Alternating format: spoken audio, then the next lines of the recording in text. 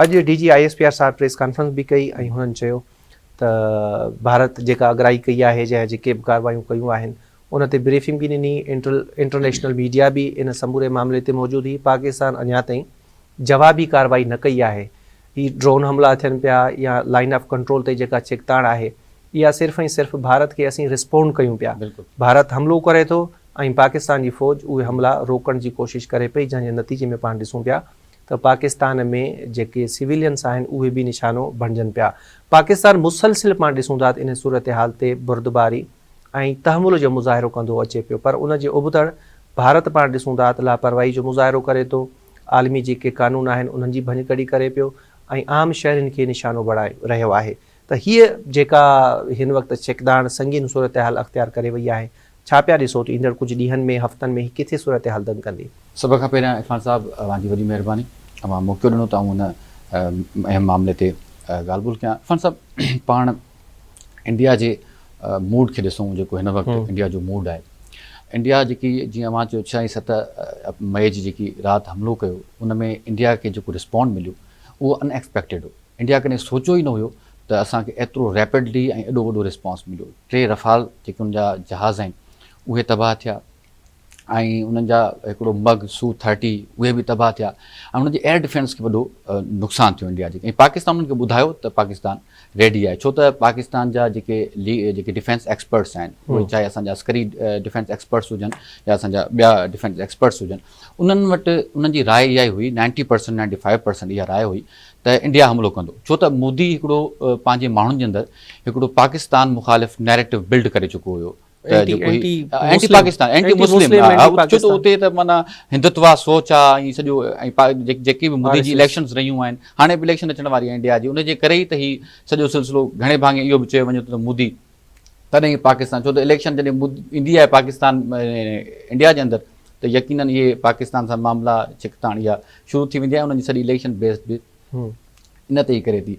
सो जेके ही वाक़ियो थियो ऐं उन खां बाद में पाकिस्तान रिस्पॉन्ड कयो ऐं जेको वरी इंडिया खे नुक़सानु थियो, उन खां बाद में इंडिया स्टिल उन ई शौक़ में आहे।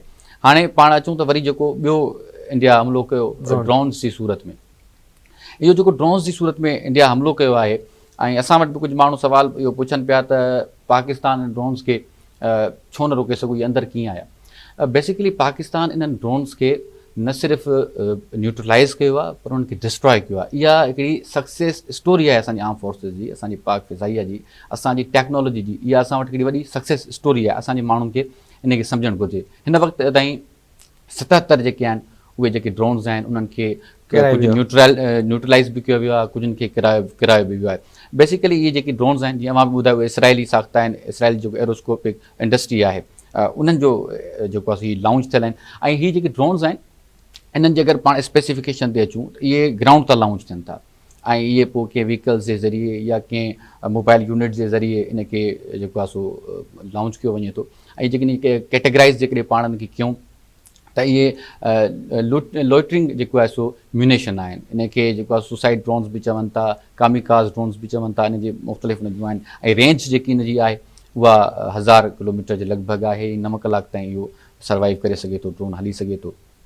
ऐं जेको ड्रोन जेके पाकिस्तान जेके 29 किराया जेके पहिरियां जेके हमिलो माना इहे थिया अॼु वारा न, इन खां पहिरियां वारा जेके 29 हुया, उन्हनि में $17.5 मिलियन इंडिया खे नुक़सानु थियो आहे। इंडिया न सिर्फ़ु सिफ़ारती महाज़ ते शिकस्त खाधी आहे ऐं जंगी महाज़ में त हुनखे शिकस्त पाकिस्तान ॾेई चुको आहे। अछो झंडो जेको आहे सो LOC ते लहराए करे उन्हनि फड़काए पंहिंजो शिकस्त तस्लीम बि करे वरिती इंडिया, पर उन्हनि खे डिप्लोमेटिक सतह ते बि जेको आहे सो नाकामी नसीब थी आहे इंडिया खे हर लिहाज़ खां। ऐं उतां जे अच्छा जेकॾहिं पाण ॻाल्हि कयूं अवामी सतह जी, त इंडिया जे अंदरि केतिरा सवाल उथनि था, इंडिया जा माण्हू सिक्योरिटी जेका आहे उन ते ई सवाल उथारनि था त भई जेकॾहिं ही जेके माण्हू मारिया, जेको दहशतगर्द जो वाक़ियो थियो जेको क़ाबिल मुज़म्मत आहे, उन में इहे दहशतगर्द आया की या कहिड़ो हलिया बि विया, इहो कहिड़ो वॾो सिक्योरिटी रिस्क आहे। ऐं इंडिया जी वरी जेको आहे सो इंटेलिजेंस ते सवाल उथनि था, तुंहिंजी इंटेलिजेंस केॾांहुं वई, हुननि जा पंहिंजा जेके नेटवर्क आहे उहो केॾांहुं वियो। सो इंडिया हर लिहाज़ ते हर मुहाज़ ते शिकस्त खाए पियो ऐं पाकिस्तानी फ़ौज, पाकिस्तान जा माण्हू पुरज़म आहिनि।